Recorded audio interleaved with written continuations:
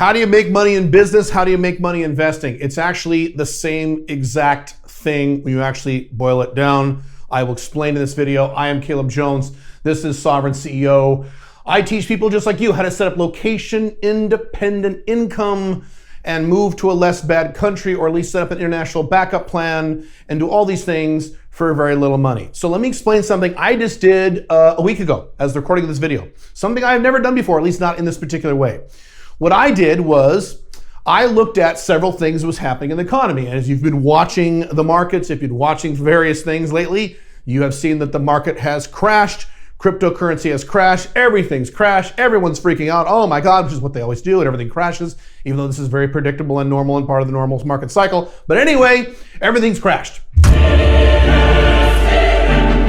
Except one thing, or at least a few things. I noticed that one thing that didn't crash was gold, which I have talked about on this channel several times. And as you know, if you've been watching my content, I own a lot of gold. I own a lot of silver. I also own a lot of crypto. I've talked about how you don't want just cryptocurrency or just gold. All the crypto nerds that say gold is for grandpa and all that stuff, stupid. And all the guys like Peter Schiff who say, oh, crypto's BS, it's gonna go to zero and you're gonna lose all your money, also stupid. You want both. It's a diversified portfolio. And because I was able to have both, while Bitcoin collapsed in price down to $29,000, a low it hasn't hit for quite a while, and the stock market collapsed and everything went down, I noticed that gold was still at about $1,800 an ounce or so. And so I did something that I haven't normally done, but I do this, I make trades like this, just not this particular trade, is I went and I sold a bunch of gold. I sold it, I got rid of it. And what did I do with it? I went and bought a bunch of Bitcoin. I bought Bitcoin because it was low. When things drop in value and everyone freaks out, that's when you buy. I've written numerous articles in my blogs about this. You have to buy low and sell high. Everybody says that, but nobody does it. Can you imagine the number of people lately who have sold their Bitcoin because it crashed? Stupid. It's emotionally difficult to buy things that are doing horrible while everyone's screaming and ranting and scared about them, and to sell things that are doing well. It's so emotionally difficult that the vast majority of human beings don't do this. And this is one of the many reasons why, I've said this before, and this is a fact, I have never lost money in my investment portfolio in any calendar year ever in my entire life. I am one of the only adults my age, or even anywhere near my age, who can actually say that honestly. I know a lot of guys who've made money some years and lost money other years, and I have never lost money. There have been times I haven't made a lot of money, but I've always made a positive return. And one of the reasons for that is I have something called emotional control. It's something I talk about in my Alpha 2.0 content. When you have emotional control, you can do all kinds of cool stuff like this and end up making a lot of money. I fully intend to make a lot of money on the Bitcoin that I bought last week. I bought it around 30K or so. I forget exactly. I'd have to look at my spreadsheet. 30K. Now, in terms of the gold, Caleb, why'd you sell your gold? Isn't gold amazing, and isn't gold a hedge against inflation? Blah, blah. Yes, I didn't sell all my gold. I sold some of my gold. And the majority of the gold that I sold at 1,800, I purchased at around 1,100. Okay? Which means I made what? About 40% of my money over here? Let me erase that. My handwriting's terrible, I know. Can you tell I flunked kindergarten? Just kidding. 40%. Or so, about 40% of my money, not bad. And I intend to make money on this again, and then maybe at some point, maybe down the road, Bitcoin will do really well, or at least stabilize, and gold will drop. Maybe gold will drop below 1,000, and I'll sell some Bitcoin and buy some gold. Perfectly fine. The way you make money investing, both investing and speculating, both of which I do, is to look for problems. When problems occur and people freak the fuck out, that's where the money-making opportunity is. You look for problems. Here's something I did about 2 years ago. Just as a recent example. 20 years ago, sorry, not 20 years ago, 2 years ago. 2 years ago, so this was my birthday, 2020, April 20th, 2020. Something very interesting happened because of the cerveza sickness. The price of oil futures collapsed because a bunch of oil tankers couldn't deliver their oil. And so oil futures dropped in value. Everyone freaked the fuck out. And so what I did that morning is I went and bought a bunch of oil. This is the wrong side of the pen. Oil futures. Oil. Okay, I spent, I'm not gonna tell you how much, a decent amount of money buying a bunch of oil futures the morning of April 20th, I remember that date because it's my birthday, 2020. Oh, wait a second. What investment did I buy my oil with? What was the collapsing investment that I wanted to get rid of to trade for a rising investment, which was oil? Cash. I had cash. I have cash reserves. I took a bunch of my cash because I don't want a bunch of cash other than liquid cash I want for emergency savings accounts and things like that. I took some of my cash, which was declining in value. I've been talking about for 10 years that my blogs were in a state of inflation. You just noticed it in the past few months because of various factors, but we've been in a state of inflation for a long, long time.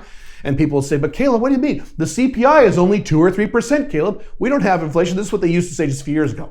And I would say, really? You've been to the doctor lately? Have you been to college lately? Have you filled your gas lately? 2%, huh? How convenient that the CPI doesn't include those things in terms of its calculations. So yes, we have been and certainly are now in a state of inflation, which means the value of cash is dropping. So I got rid of my cash because I didn't want a lot of cash, which was a declining asset, and I traded it for oil futures, which I knew would be a rising asset because I knew it was a temporary drop. And I sold that oil about, I want to say 1.3 years later, and I made a 60% profit on my oil. So today I don't own the oil, I sold it. Well, actually that's not true. I do own a little oil, but not oil futures. So I sold this in full. I made 60% of my money. Could I have made 60% of my money in cash if I just left that cash in there? No. The same way I know I'm probably not going to make 60% of my money anytime soon on my gold that's been sitting at about 1900 for several years now. Whereas cryptocurrency, Bitcoin in particular, has gone way up even though it's a jagged rise. So again, I looked for problems. I saw the news that morning 2 years ago, how, oh my God, oil futures have collapsed to historic lows. And I went, yee-hoo, I'm buying me some oil. And it worked. Business works the same way. The reason I've been successful financially is because I have been very good at, in my business life, looking for problems to solve. When you solve people's problems, especially if they are big problems or perceived big problems, I'll cover that in a second, you make a lot of money. So you can solve a big problem. For example, as a business consultant, I can come into a company and I can help increase their bottom line net income by 25, 30%, even if it's a big company. That's a big problem I can solve. So that's one of my companies. But another one of my companies, for many years, I still do this, I would help guys solve the problem where they couldn't get a first date, or they could get first dates, but they didn't know how to get laid. And so I solved that problem. Was that a big problem to solve? No, but to them, it was a big problem. It was a big perceived problem. So every business that I've started has solved a big problem or a big perceived problem. And that's how you make money in business. You look to solve problems. You don't say, I like to draw comic books, so how can I make a lot of money drawing comic books? No, that's not solving a problem. Or I'm good at computers, I better learn how to code. No, that's not solving a problem. That is not entrepreneurial thinking. That is employee thinking. And in this dark age in which we have entered, people who think like employees are going to get crushed. They're going to go like grape, just like Mr. Miyagi talked about in Karate Kid. That's not the kind of thinking you want. You want entrepreneurial thinking. You want to look for problems to solve. As a matter of fact, in some respects, it's actually better to start a business where you don't know the physical tasks involved in solving the problem. I learned this a very long time ago from one of my mentors many, many years ago, Michael Gerber of the E-Myth book, the E-Myth Revisited, which is one of those required reading books you should read. Michael Gerber, the E-Myth Revisited, he talks about this. It is actually better if when you start a business, you don't know how to do that thing. That's why I am always horrified when guys say, hey, Caleb, should I learn how to code? No, you should manage coders. You should go out and broker deals to solve people's problems and then pay coders as subcontractors, which by the way is exactly what I did when I was in my 20s. I was a computer consultant and I would go get clients and help solve their problems. Sometimes their problems would involve custom-made database software. So I'd hire a database programmer, pay him 20, 30, 40 bucks an hour, bill him to my client at 150 an hour.